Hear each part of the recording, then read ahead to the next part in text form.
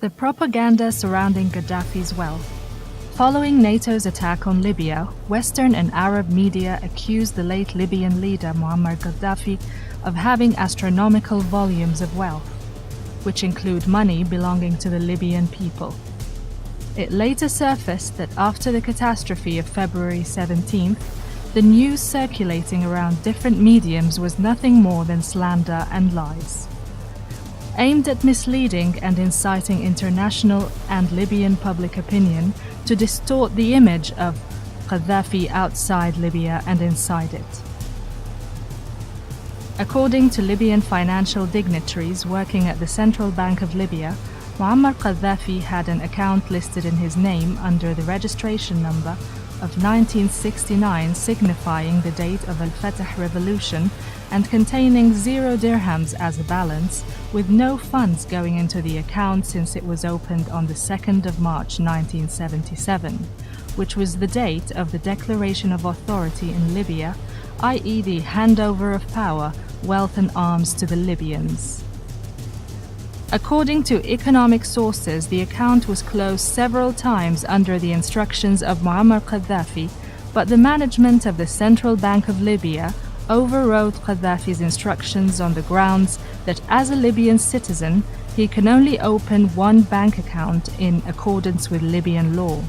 There have been no evidence or official documents until today suggesting that checkbooks were provided with the purpose of withdrawal of funds from Qaddafi's account at the Central Bank of Libya. Sources have also confirmed that the absence of any bank accounts and personal properties belonging to the late Libyan leader Muammar Qaddafi has put the so-called Libyan Transitional Council and the new Libyan governments in a critical situation in the eyes of the Libyan people in terms of credibility. It added that what was said about Qaddafi in relation to stealing the money of his own people and having accounts containing billions of dinars in funds inside and outside of Libya was merely propaganda. On the other hand, however, the same committees were able to reveal the truth about inaccuracies in information broadcast by Western and Arab channels, especially after the scandal known as Paradise Papers, which we will tackle. Let us begin with the British Prime Minister, who was one of the first people to broadcast those false reports by announcing a plan to freeze funds that allegedly belonged to Muammar Qaddafi, to which the Libyan leader responded by refuting Cameron's slander and saying, وتحدى كاميرون هذا تحدى كاميرون هذا. I challenge this Cameroon. خلي يجيب let him show his evidence. وعيب عليها رئيس وزراء دولة زي بريطانيا يقول هذا الكلام. Please, it is shame upon him being a prime minister of such a state to say such things. تحداهم. I challenge them. ونحط صابعين في عيونه. And I put my 2 fingers in their eyes. إذا عندي أي حسابات any accounts, whether it is inside or outside Libya. David Cameron's statements were proven to be lies when the money that was frozen turned out to be investments on behalf of the Libyan people abroad, and it had no connection whatsoever with the Libyan leader himself. This money was the property of the Libyan nation and citizens. In contrast, Cameron was involved in a financial corruption case with Prince William following their involvement with FIFA, which was described as a serious financial corruption scandal following a deal signed with South Korea, which would benefit the UK. It is evident that Western and Arab media do report on the wealth of the Saudi Crown Prince Mohammed bin Salman, who is toying with Saudi public money.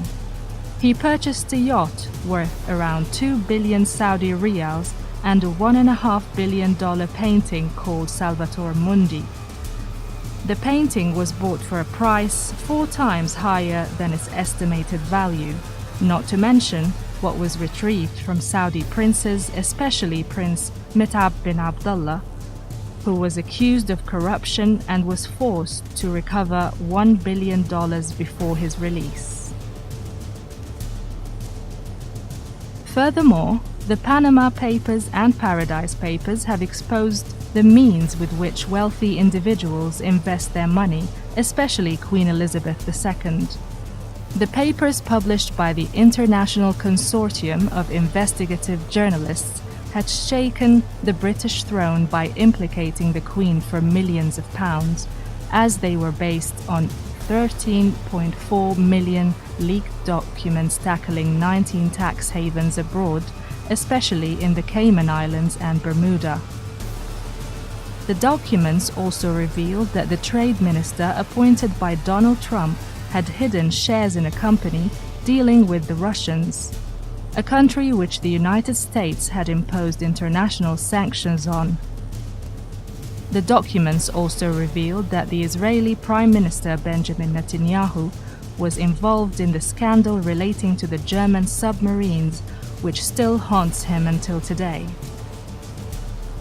Arab and international media reported on the exploitation of Qatari wealth to finance terrorism under the instruction of the Qatari Emir, who is the first supporter of terrorism and terrorists, and who spread corruption in his country with the help of Al Jazeera Network, which also supports terrorists and promotes lies and fabrications to bring Arab states into the grip of terrorism, as it sought to destabilize the security in the Arab region and cause bloodshed by spreading strife among people in the same country.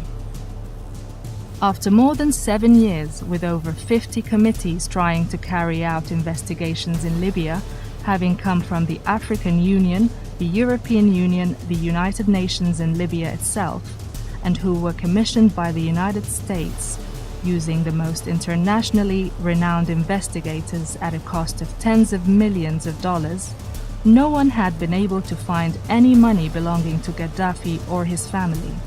Could Qaddafi have outsmarted them all to this extent? Or is it that he actually had nothing, and what has been reported is just a media war launched against him? As for the accusations surrounding Dr. Saif al-Islam's ownership of a house in Britain, where the media kept wavering between him and the engineer Saadi as to who owns it, it later became clear that the house does not belong to either of them. The British newspaper responsible for publishing these articles had to withdraw the reports after 7 years of defamation and the spreading of lies. This is how the Western media launched this false propaganda campaign against the Libyan leader Muammar Qaddafi to distort his image. However, when their lies, deceptions and motives were exposed, the propaganda surrounding Qaddafi's wealth was soon wiped out.